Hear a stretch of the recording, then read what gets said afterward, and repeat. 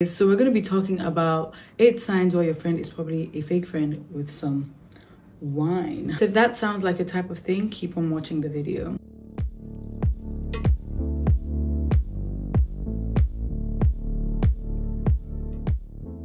Hello everyone, welcome back to my YouTube channel, or welcome if it's your first time here. I'm the Ima and Miss Ima, and it's very lovely to have you here. Please make sure you subscribe to my YouTube channel and turn on your notification bell so you get notified every time I post. Today's topic is going to be 8 signs why your friend is probably a fake friend. Today, to make things a little bit light, we're going to be drinking, sipping some wine. Yeah, grande.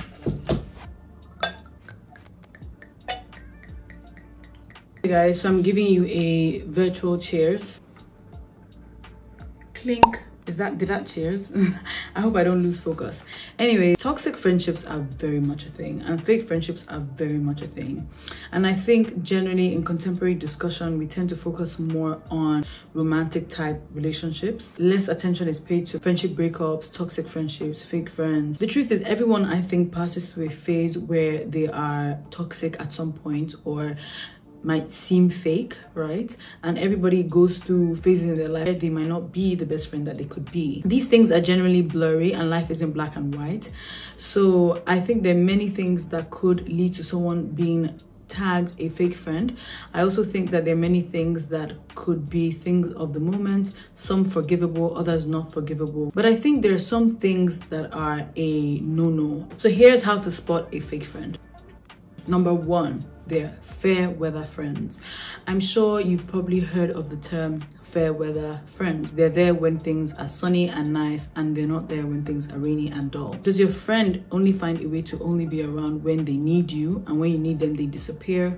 Or they're only around when it kind of seems like good things are happening and they could possibly benefit from such a situation? Maybe, for example, a friend comes for a party you're hosting and you think maybe this is supportive, but at the same time, it seems like they're only coming because of the networking prospects. Maybe they didn't help you plan at all, even when you asked.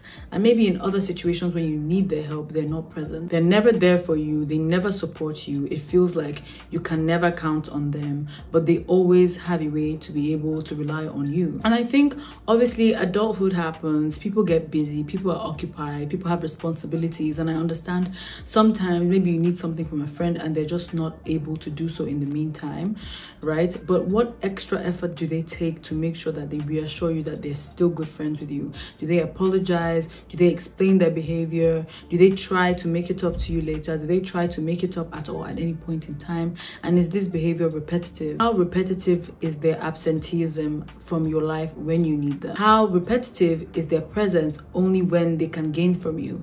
And I think these are just questions you probably have to ask yourself, and the answer lies with you. You would know best by evaluating the situation fairly, because I do think sometimes people expect too much of their friends in terms of just being there. But I know that being adults right now, you can miss a friend's wedding because life is just that deep. When you're getting into your 20s and life is becoming more serious and you're getting a job and you have responsibilities, but what effort have you taken as a friend who has missed your very good friend's wedding to show that you still care for that person and all that kind of stuff? Let's assume your friend had asked you for help like a while ago and you weren't able to show up.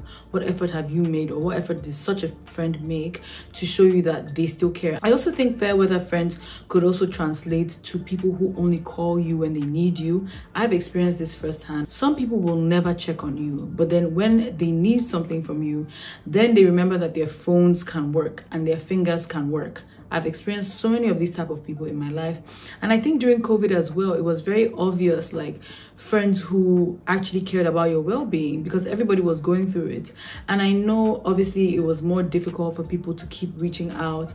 But the truth is, a person who in a year or 2 years would not reach out to you to be able to check on you and see how you're doing, but when they need something, they're very okay with calling you. You know, they're very okay with reaching out to you at that point in time. Such a person, I think, could be labeled a fake friend. The second sign is they're overly competitive with you. Let me have a sip for this one. So fake friends can be competitive, and I have experienced this firsthand. hand, okay? And I think the competition honestly stems from a place of jealousy. Obviously, there's nothing wrong with friends trying to push each other to do better. There's nothing wrong with friends, you know, competing healthily. But fake friends are people who try to always one up on you. And what it means to one up on someone is to unnecessarily seek an advantage, or even, no matter how extreme it is, something that just seems better, right? And a conversation with a one-upper will go as follows. Oh, my boyfriend bought me this wine opener. I think it's so cute. I've been needing a wine opener for ages. And then a one-upper would go, oh, that's nice. My boyfriend bought me a house last year and I'm so happy. Or my boyfriend bought me a house last week and I'm so happy. On a normal day, I don't think it's wrong for your friend to tell you that their boyfriend has bought them a house. But if your friend only brings that up at the point at which you had stated your boyfriend did something for you, they're clearly trying to compete with you, and they're clearly trying to make you feel less and make them feel more. But you know, when someone is having a conversation with you and they're trying so hard to make it seem like they are better. In fact, Nigerians do this one a lot. Sorry to sidetrack. You would literally tell someone, oh my God, I was so sick last week. And they'll be like, you know what? I was sicker. Do you know what? I was literally like in the hospital non-stop, passed out, you know? And it's just to seem like they're doing it better. Whatever it is that you're doing, even if it's sickness, they're doing it better. And I think those kind of people are unhealthy. You shouldn't have to always be made to feel less. They're constantly competing with you, even when you are not competing with them. This is unhealthy competition. They don't like the idea of you having anything better than them, or at least seemingly better than them. Number 3, they actually copy you. There's a difference between positive copying and negative copying. So what are they? What do they look like? Positive copying is actually quite common, and it can actually be flattering. In such a case where someone is positively copying you, you don't feel harmed or threatened, or you don't feel like some sense of someone trying to steal your identity, such as someone buying a product you've highly recommended, someone asking you for where you got a piece of clothing and buys maybe that one clothing or a couple of your items, someone who likes your work ethic and tries to mirror that behavior, or attempts to get on your good side by doing similar things to you, like saying, oh, maybe you like kayaking, and they're like, oh, you know what, I actually wouldn't mind picking up kayaking, because they know you like kayaking a lot and they'll like to spend time with you. Or someone who can openly say, oh, you know what, I really like this thing about you, I'm gonna, like, this trait from you, I'm going to copy it. Like, I really think it's a good thing to have. For example, I have many friends who tell me they've learned from me, and I have many friends I've also told I've learned from them as well, because obviously we are all codependent in this world. Nobody can be 100% independent. However, there needs to be a balance, and fake friends take it too far by breaking this balance. It becomes extremely awkward, threatening sometimes, and very scary even. It can make you very, very uncomfortable. So what are examples of negative copying? They include things like studying all of your mannerisms, studying you and how you behave, or someone who just wants to have every single piece of clothing you have, every piece of jewelry you have, every weave, wig, hair you have, every car, everything. It happens. Flirting with your partners or people that you're interested in. This one is a big one. It's unhealthy. It's not flattering. I know copying is like the greatest form of flattery or mimicking, but in this case, it's not flattering. It's very, very uncomfortable, and it's certainly not genuine in my opinion, because how can you leave your identity and want to be exactly somebody else because they're your friend? The truth is, this person may have low self-esteem, but oftentimes I find that it's low self-esteem coupled with envy. If a person envies your life, your success, or whatever it is that you have in your life that they envy, they feel like the more they copy you, the closer they are to achieving those things, right? So for example, if somebody thinks, oh, you get a lot of guys or a lot of male attention, they might want to start dressing like you, copying your hair, your makeup. So I think when someone starts to copy you too much, always wants your clothes, always wants your hair, always wants everything around you, they might be envious, and such a person might be a fake friend. And sometimes these things can actually get quite extreme. Number 4, they purposefully sabotage you, both in private and in public. Let me have a sip for this one. Similar to like competitiveness, a fake friend might feel the need to always sabotage you, because obviously they want to feel better than you, or they want you to feel less than them. I think a lot of this comes in the form of jokes. I'm sure you guys have probably experienced a friend or two who tell jokes that are not funny and are just meant to disgrace or embarrass you in public. Say you're out at a bar and a guy is trying to talk to you, and then your friend comes up, "Oh, didn't you pee on your bed last week? Ha ha ha ha." What's funny? Nobody asked for the joke. It really wasn't funny. This person is just trying to embarrass you in front of people. And a lot of times I find that this happens. Either you have mutuals and they don't want those mutuals to be your friends, like they want to steal your friends, or in front of guys. Like, women do this thing a lot of the time in front of guys. These jokes are not funny, they weren't asked for, they're quite frankly inappropriate, and they're meant to embarrass and humiliate you. I have a personal example to tell. So there was this girl I used to know in A-levels, and there was another girl who was supposedly her friend and roommates, and girl A, let's call her girl A, and the other girl, girl B. Girl A apparently had some body odor, which I actually hadn't paid attention to at the time. Girl B, being the roommate of girl A, instead of telling girl A, goes to the boys, right, in the boys hostel. So this is when I was in A-levels, and she goes to meet the boys, and she's like, "Oh my god, she's so stressed out, she doesn't know how to tell her friend this. Well, like, she's my roomie, but I think she has a bad odor, and honestly I don't know how to tell her. I really wish." Why would she tell the boys that? She didn't tell her friend that. She didn't tell any of us in the hostel who lived with this girl to tell her that. She went all the way to the boys hostel to tell them about this, and then one of the boys told the girls, and then we finally had a conversation with this girl. And I feel like situations like this are not only messy, they're actually quite evil. People would know and use certain little details about you in front of the public to embarrass you. I've had experiences whereby it seems like, for example, I might be getting attention and I have someone be like, "Oh, Ima, I thought you said you forgot to wax today," or something like that. And I'm just like, that was very irrelevant, uncalled for information. Or, "Girl, you didn't even shower this morning." Like, it's just, it's uncalled for. Any such person is trying to humiliate you, and such a person is not your friend. Sometimes the sabotage might not even be huge, it might just be minor comments. Such a friend or such a person is either jealous or unconsciously threatened by you, your existence, whatever it may represent to them, and their insecurities. They feel insecure by your success, and this could be success at anything: relationships, business, work. Number 5, this friend does not celebrate you. So you have a very good friend who's never patronized your small business. They maybe only make shallow Instagram posts about your business when they see everybody else is posting about it, or they might even do absolutely nothing at all when you win.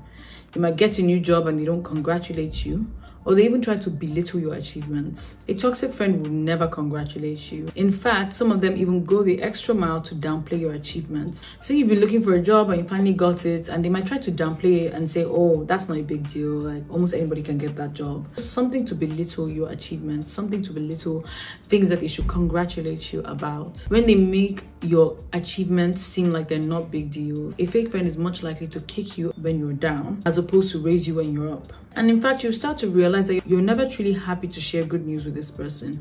No matter how excited you are, you kind of preempt a not too excited, not too happy response from such a person when you share good news with them. And it makes it exhausting to communicate with this person about successes in your life. And I know no friendship should be transactional, but at the end of the day, if you cannot tell your friend, "Oh, I got this job," and they're happy for you, you have to start questioning what exactly it is you're doing in that relationship and what you're getting out of it. Number 6, which is something that you might not actually have pointed out or be able to specifically know, is you are a filler friend, or a friend that's only there for their convenience.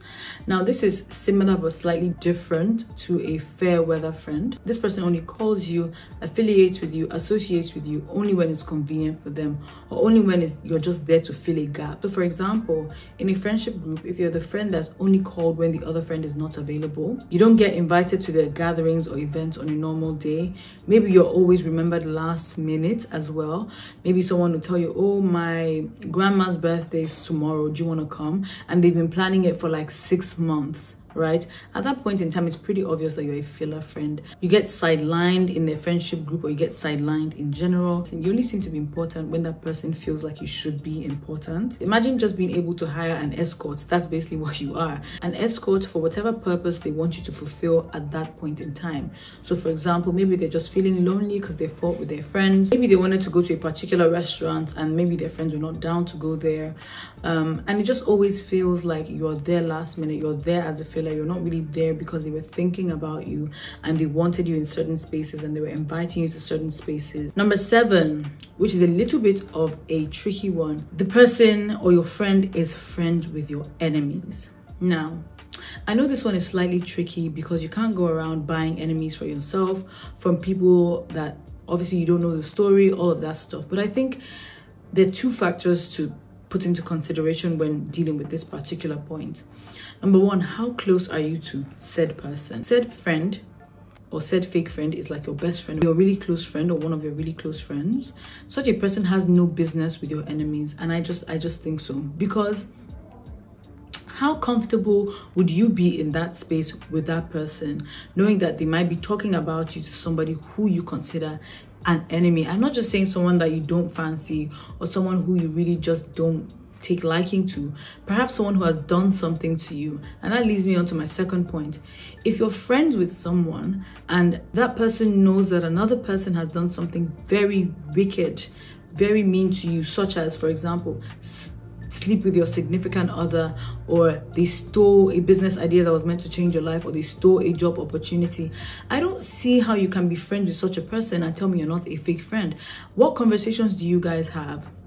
What conversations do they have? What conversations? How can I be comfortable telling you about my life when you're very close to that other person? How can I be comfortable not knowing that you're not gossiping about me? How can I be comfortable knowing that this person who hates me and doesn't have any bit of my interest is your friend, and they're not trying to use you to get information about my life? I don't know. I just find it really weird when someone is your very, very close friend and they're friends with someone who did something really dirty to you. It would be different if the friend in question is not your really good friend. So even if they speak to someone who might have done something to you, it doesn't matter.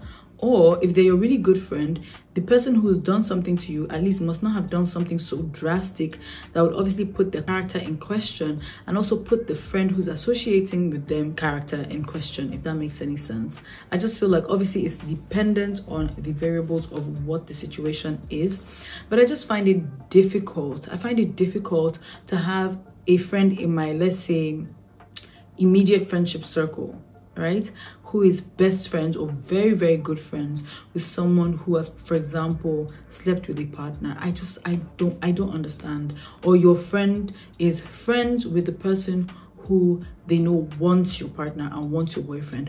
What conversations do they have? There's automatically a conflict of interest, because I believe as my friend, you should have my best interest at heart, because I would have your best interest at heart.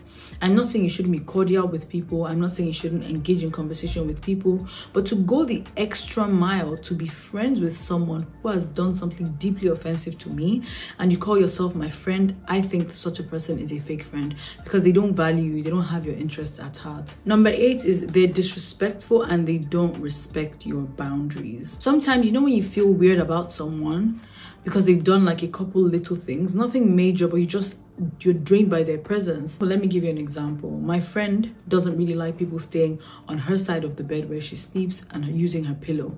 I know it's something that's a big pet peeve for her. If I continuously go to her house and do that to her, I'm disrespecting her boundaries and I'm disrespecting her, even if I'm her friend, right? So if someone constantly does such a thing to you, obviously you kind of feel like, oh, maybe it's not that much of a big deal, but you just get drained and tired of that person. The truth is, a fake friend is not invested in your well-being, so they don't care about your boundaries, even when you've made it clear to them. They're more likely to be hurtful by disrespecting your boundaries, whether it is that they're simply nasty or they just show blatant disrespect for things that you care about. So for example, again, another example, my friend who's Muslim doesn't drink. I've never been in any situation where I feel like I need to influence her to do so, but she has had friends who are Muslims and non-Muslims make her feel very uncomfortable about the fact that she does not want to consume alcohol, which is a sin in her religion. I think such a person is a fake friend. If people don't respect your boundaries, respect your religion, respect things that matter to you, your principles, your values, such a person cannot be a true friend. And this might be why they haven't done anything drastic per se to you, like for example, try to steal your boyfriend or try to kill a sibling, but you just feel very, very uncomfortable around such a person, drained by their presence. And I think these are clear indicators that a big shift needs to be made in that friendship. Generally, with all the 8 points I've given, I feel like a lot of things are still quite relative. It's always important to have a discussion with your friend. No matter how non-confrontational you are, as you're getting older, you're going to have multiple uncomfortable conversations with people. Very soon I'll be doing a video on friendship breakups, so let me know if you'd like to see that as a follow-up to this. And make sure you subscribe to my YouTube channel, turn on your notification bells, like this video, and also let me know in the comments below, have you guys experienced fake friends? Have you experienced any of the things I've spoken about? Or have you seen it firsthand from other people? Anyways, I'll see you guys in my next video. Ciao.